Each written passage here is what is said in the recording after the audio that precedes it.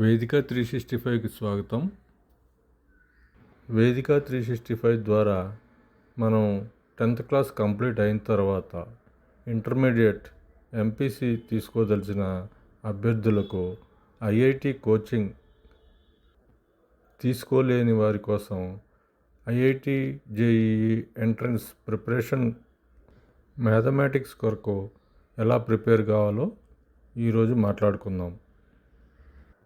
10వ తరగతి పూర్తి చేసిన తర్వాత ఐఐటి ప్రవేశ పరీక్ష అంటే జేఈఈకి సిద్ధమవడానికి ఒక వ్యూహాత్మక విధానం అవసరం. 10వ తరగతిలో నేర్చుకున్న మ్యాథమెటిక్స్ సిలబస్ని మొత్తాన్ని సాధన చేయటం, అలాగే సమయాన్ని సమర్థవంతంగా నిర్వహించటం అనేవి ముఖ్యం. మనం ఈ జేఈఈకి ప్రిపేర్ కావటానికి స్టెప్ బై స్టెప్ గైడ్ మనకు ఎలాగో సహాయపడగలదో చూద్దాం. సిలబస్ని అర్థం చేసుకోవటం అనేది మనకి ముఖ్యమైన మొదటి దశ. ఈ JEE mathematics syllabus intermediate first year, second year సిలబస్తో మనల్ని క్వశ్చన్స్ అడుగుతారు. అందులో algebra, trigonometry, calculus, coordinate geometry, vectors and 3D geometry, probability and statistics, matrices and determinants ఈ టాపిక్స్లోని ప్రశ్నలు వస్తాయి. మనకు వేరువేరు స్టడీ మెటీరియల్స్ మార్కెట్లో దొరుకుతాయి. అందులో సరైన స్టడీ మెటీరియల్ మనం సేకరించి వాటిని చదివితే బాగుంటుంది. అందులో కొన్ని ముఖ్యమైన పుస్తకాలని ఇక్కడ పేర్కొందాం. NCERT mathematics text books for class 11 and 12, అలాగే ఆర్డి శర్మ గారు రచించిన మ్యాథమెటిక్స్, ఇంకా IIT mathematics by M L Khanna, Cengage mathematics series for JEE main and advance, problems in calculus of 1 variables by I A Maron, higher algebra by Hall and Knight వీటిలో ముఖ్యమైనవి. వీలుంటే coaching క్లాసులు అలాగే online కోర్సుల్లో చేరండి. ఇంకా జేఈఈ ప్రిపరేషన్ కోసం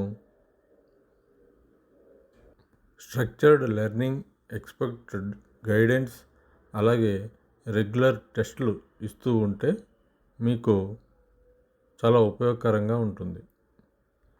మీరు ఒక స్టడీ ప్లాన్ని రూపొందించుకోండి. అలాగే మ్యాథమెటిక్స్ సిలబస్ కోసం ప్రతిరోజు కొన్ని గంటలను కేటాయించాలి. అలాగే ఆ సమయానికి మీరు ఖచ్చితంగా డైలీ జేఈఈ మ్యాథమెటిక్స్ని ప్రాక్టీస్ చేస్తూ ఉండాలి.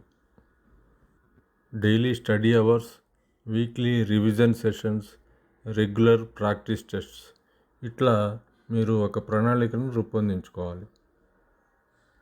మనం బేసిక్స్ అంటే 10వ తరగతి సిలబస్ని పూర్తిగా క్షుణ్ణంగా అధ్యయనం చేయాలి. 10వ తరగతి సిలబస్లోని కాన్సెప్ట్స్ని అండర్స్టాండ్ చేసుకోవాలి. బేసిక్ ఆల్జీబ్రా, జామెట్రీ, ట్రిగ్నోమెట్రీ ఇవి పూర్తిగా 10వ తరగతి సిలబస్లో ఇవి మొత్తం బాగా అర్థం చేసుకునేటట్లు ప్రాక్టీస్ చేయాలి. ఇకపోతే క్రమం తప్పకుండా సాధన చేయటం అనేది ముఖ్యంగా మ్యాథమెటిక్స్లో ప్రథమ సూత్రం. చదివిన సిలబస్లోని వివిధ టాపిక్స్ తీసుకొని అందులోని సమస్యలను క్రమం తప్పకుండా సాధన చేయాలి. ముందుగా ప్రాబ్లమ్స్కి మనమే సాల్వ్ చేసి దాని తరువాత మనం ఆన్సర్స్ని రిఫర్ చేసుకుంటూ ఉండాలి.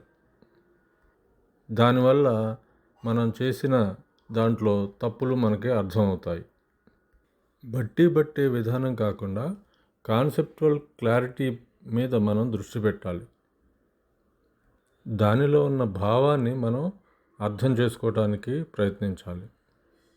అప్పుడే మనం కాంప్లెక్స్ ప్రాబ్లమ్స్ని కూడా చాలా చక్కగా సమర్థవంతంగా సాల్వ్ చేయగలం. వీలుంటే డయాగ్రామ్స్ అలాగే రియల్ లైఫ్లో జరిగే సంఘటనలకి